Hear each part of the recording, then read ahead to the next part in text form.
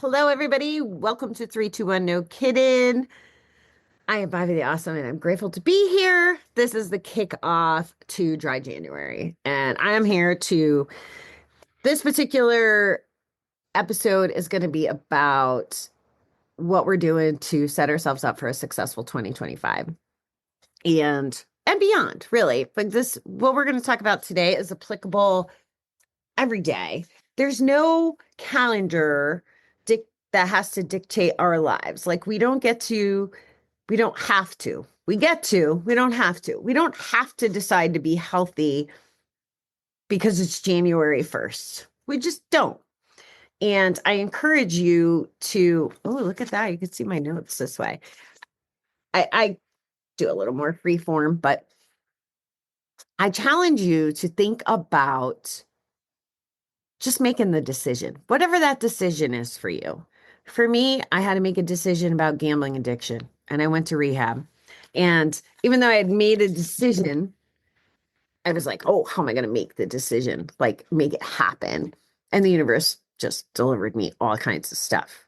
God, if that's your thing. But every obstacle that I put in the way of like deciding to not gamble, like I made the decision. My life is unmanageable. I have to give up gambling. But how am I going to miss 6 to 8 weeks worth of work? How am I going to afford treatment?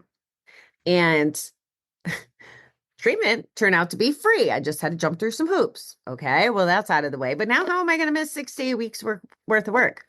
Oh, universe is going to send me benefit open enrollment. And they're going to say, you have 6 to 8 weeks short-term disability with your leadership package. Oh, okay, that obstacle's removed. Like I was out of excuses. So it's time because I chose. The universe delivered all the things. I've never shared that story in that way, but it's so true. So what I would love to invite you to do is think about what is it that you want? And are you putting yourself first? Are you making the choices? Are you making the decisions that open doors from the universe? I don't know that. Maybe you do know that. Maybe you're good. Maybe you're like, yep, I'm on my trajectory. I got this. Maybe you're not. Maybe you're someone who, this is apropos because a lot of people are going to be doing dry January.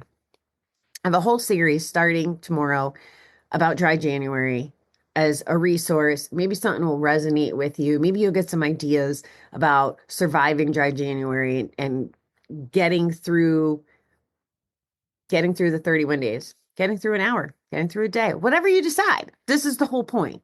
The point of this conversation.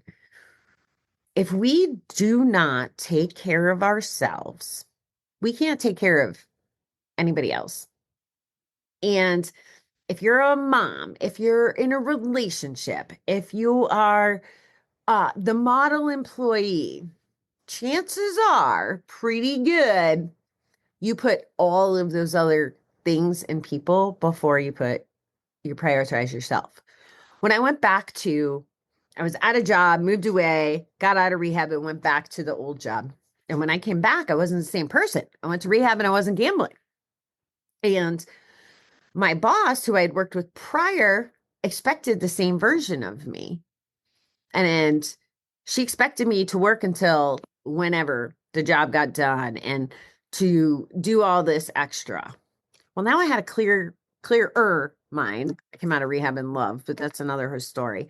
But I had a clearer mind and I had the me first energy.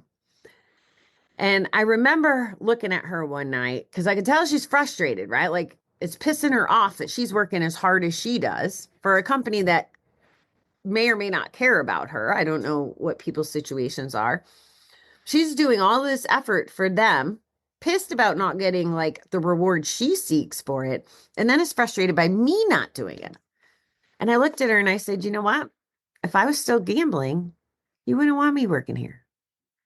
I was so much more productive, helpful, efficient, inspiring, imaginative, creative, all the things once I removed gambling because my brain wasn't tied up with how do I get the next dollar? When can I make the next trip?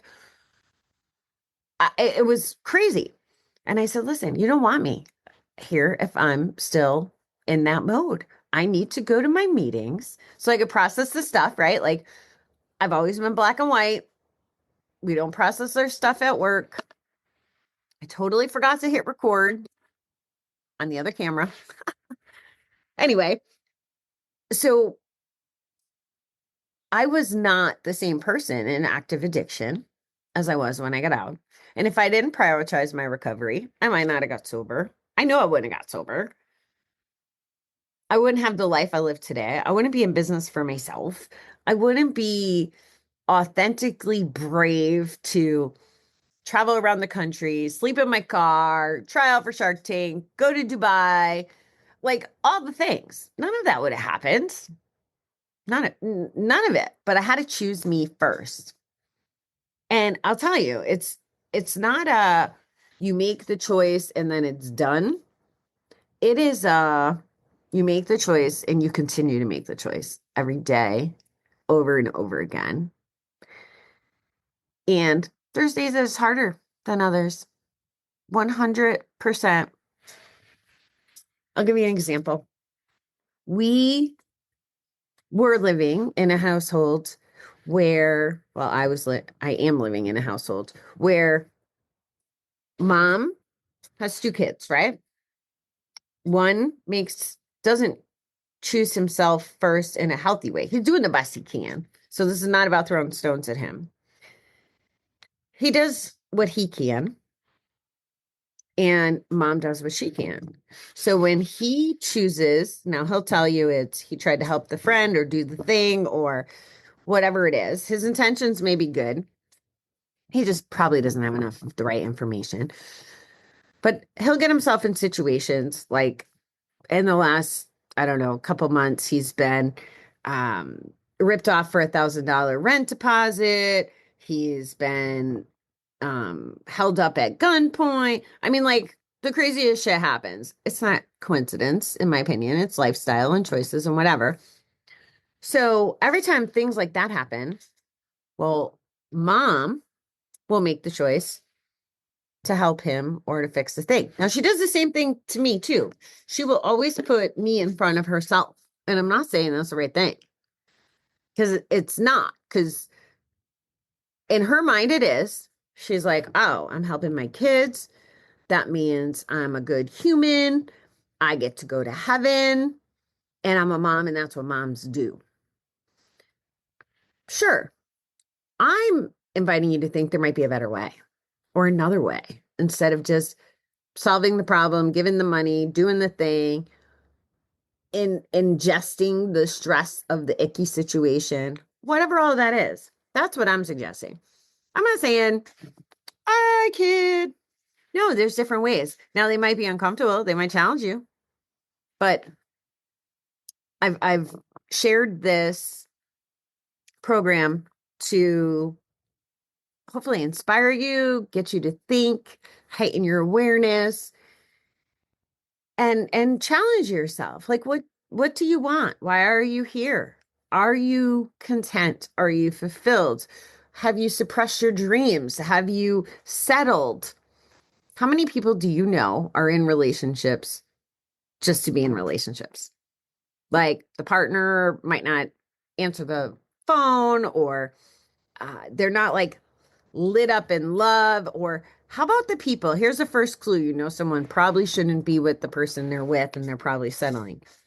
Have you ever noticed that spouses or in relationships, people will like name call or talk shit about their partner? Their partner.